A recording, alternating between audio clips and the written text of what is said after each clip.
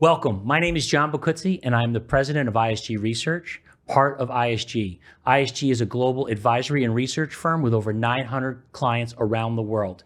Today, I'm with a guest, Michael Grunberg, the CEO of North America, Atos Group. Welcome, Michael. Yeah, thank you very much. It's a pleasure to be here. Tell me a little bit, congratulations, first of all, on the recent role change. Tell me a little bit about that change, what it means for the organization, why the transition. Yeah, so the company has made a decision to change the governance, right? And that's really aligned to the strategy that we've adopted moving forward, which is to keep the company together. I mean, it's been well documented that the firm has contemplated a separation of the two divisions, the tech foundation side, which is more focused on the infrastructure, and then the evidence side, which is more focused on cybersecurity and cloud computing and application modernization, things like that. So now we've made the decision to focus the company with both divisions staying together. And that obviously needs to apply to the governance that we adopt in the field. So for each geo, which we have 6 geos now, North America will be led by myself, and that includes both divisions, Evident and Tech Foundations. And the region includes Canada, the US, Mexico, and Guatemala. Wow, okay. So tell me now, look, at the noise is finally quieting down around all of this. Yes, thank God. Yeah, thank God. So what does it mean moving forward? You know, Tech Foundations, Evident, bringing those two together. What does this mean? And in particular, most importantly, 2 things. One is for your employees, and 2 is for your clients. Yeah, it's a great question, John. So, you know, the important thing here to understand is we did contemplate the separation of the 2 companies. And that was intended to really focus the company on our core competencies of both divisions, right? Now we've assessed the situation and feel like the aggregate value to our clients is to keep the company together, right? So having the ability to talk to our clients in terms of the full portfolio of both divisions gives us a very cohesive strategy to bring to the table for them, right? So from if you think about it, the strategy would be to leverage Evident from a cloud consultancy perspective, and then ultimately extend that journey into application modernization and cybersecurity services, and then the run services associated with infrastructure. And that's where our Tech Foundations division comes to bear. So it's that comprehensive value proposition that we can bring to our clients in a very cohesive manner. That's the overriding message that we want to bring to our clients today. Yeah. And I think that, again, the messaging even for your employees is that unity, I think, is incredible, right? Question. Yeah, you know, our clients have been through the drama of our last 12 months in addition to our employees, right? So I think now that the company has decided on a strategy, it gives everybody a frame of reference in terms of what the direction is going forward. That gives our clients and our employees the focus on the direction moving forward versus being distracted by all these different things that are happening in the marketplace. And it's self-inflicted, quite frankly. But now we've got a clear path, and we're very excited. The employees and our clients are very excited about moving forward. What did you learn through this entire 18-month journey, besides Tums being involved? You know, actually, it's been rather painful. Because we're a large organization. You're looking at an $11 billion company that has 105,000 employees at the time. Wow. To separate those divisions took a lot of effort and a lot of time and energy and money, quite frankly. So, you know, the intent there is, what have we learned from going through that process? And I think the most important thing for us is that we understand far better the core competencies of each division and the business cases related to each division to fund the business, because they are 2 very disparate businesses, right? If you look at the Tech Foundation side, it's very, it's infrastructure, so it's very asset heavy. You're looking at business models that take 3 to 5 years to realize. Versus on the Evidence side, it's predominantly project based, right? So it's a start and an end to, let's say, a cloud consulting engagement or application modernization. You take a set of applications and you modernize them. It's a start and an end. So it's a very different business model that ultimately requires a different level of approach and funding for those 2 different types of businesses. So I think that's really what the core learning was for us. And ultimately what we'll do is keep each division distinct, but manage it cohesively from a go-to-market perspective. Yeah. So look, if I could boil it down, I mean, it looks like you've got an opportunity almost to have each group focus on their core practices and competencies, and then come back together Exactly. as a unified, holistic approach. Yeah, So maybe all this journey, painful as it was, could potentially really be worth it because it actually sharpened everything moving forward. Without a question. And you mentioned the employees. I mean, the employees associated with each division Yeah. are very specific skills, and even within each business line. Yeah. So to maintain that talent and ensure that they continue their growth Yep. in terms of the technologies or the subject matter that they're expert in was some of the benefits that we got from going through this, this process. Yeah. But now I tell you again, employees, clients, our partners, Yeah. advisors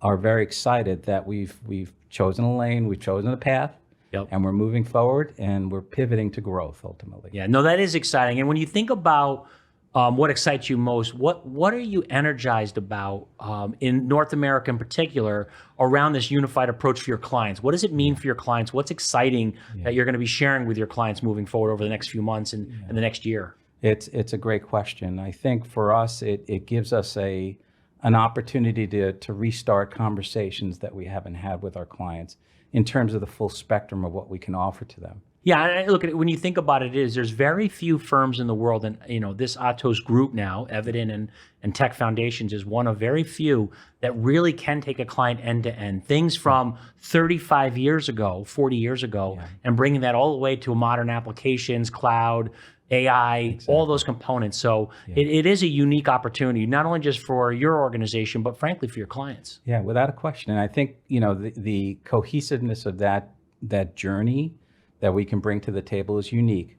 But I think the other element here is the fact that we're global in our, our reach. We have the ability to service clients on a global scale. Yep. I think we're up to 75 countries where we Wow. have presence in and currently deliver to global clients consistently. Yeah. Right. I think that's, again, one of the uniqueness that we bring to the table. So it's the end to end, but it's also having the ability to do it on a global scale.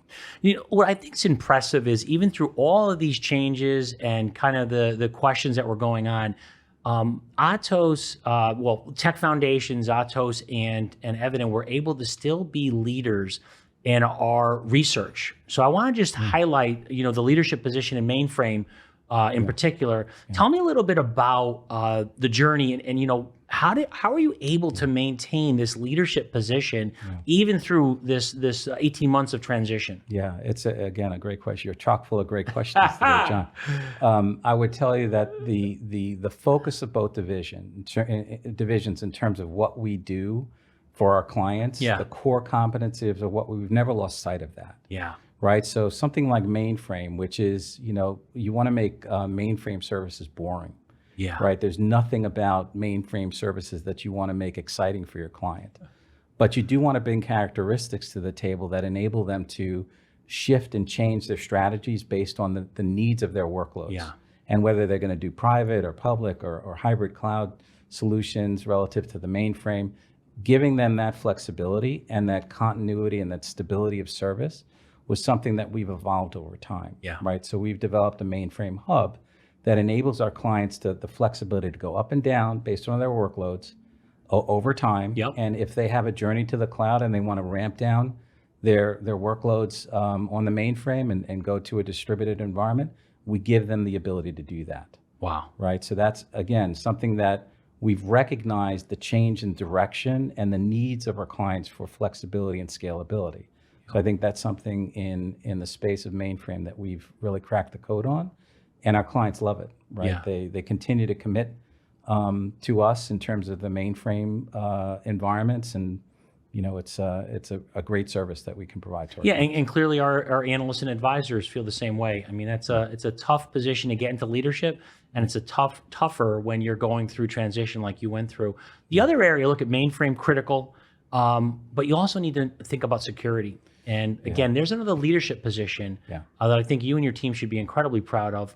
Again, how do you maintain that? How do you keep that focus to keep that leadership position? And what are your thoughts moving forward? No, it's a great question as well. So at the end of the day, If you look at security services, it's so embedded in everything we do today, whether you're in the IT outsourcing business or you're a personal user at home, Yep. right?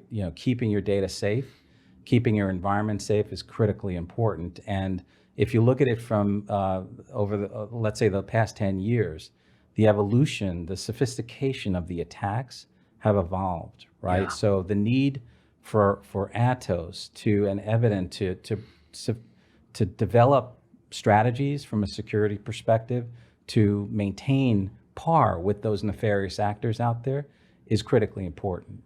And then from a cybersecurity perspective in terms of as a service, Yep.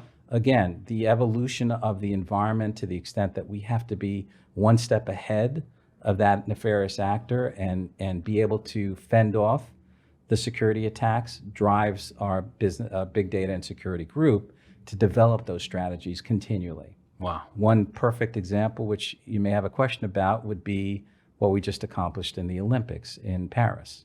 You took the words right out of my mouth. One of my favorite times of the year Look at that. is the Olympics. And Paris pulled off a tremendous Olympics. Yeah. Lots of rain.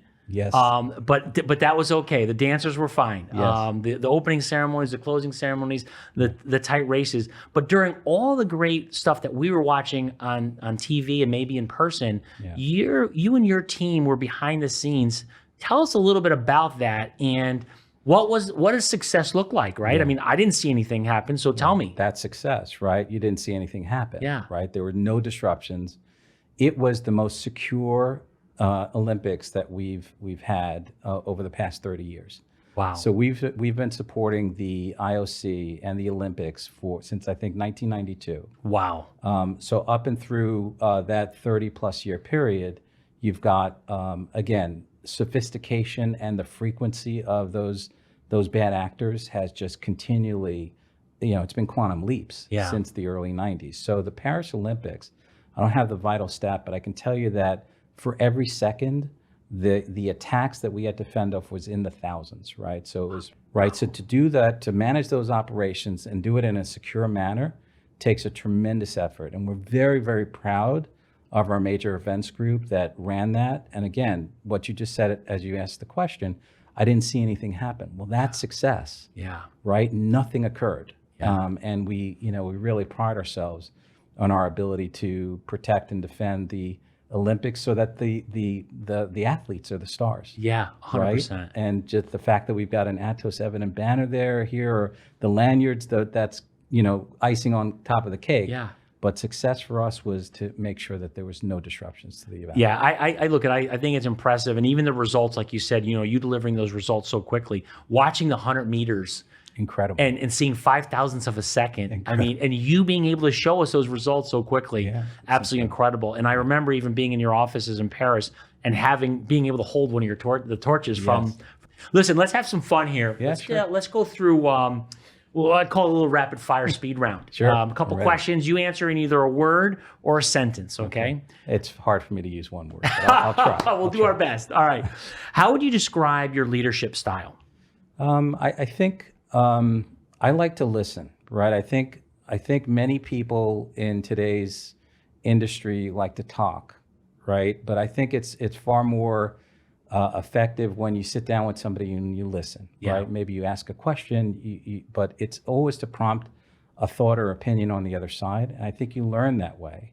What makes you proud to be part of Atos? What makes you proud of Atos as a firm? Oh, God. So two things. I think I mentioned previously the ethos of our company is strong, right? It's all about the client centricity and client focus.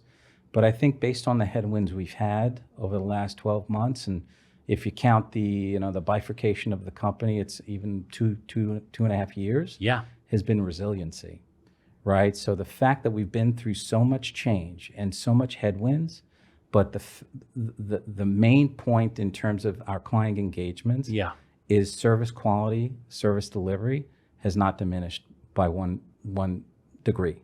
Right. It's been a steady focus on quality of service and service excellence, and our clients have stayed with us largely because of that. Right. So I think that's what makes me proud about the company. That's awesome. And the people are behind it, right? It's the people. Yeah, 100%.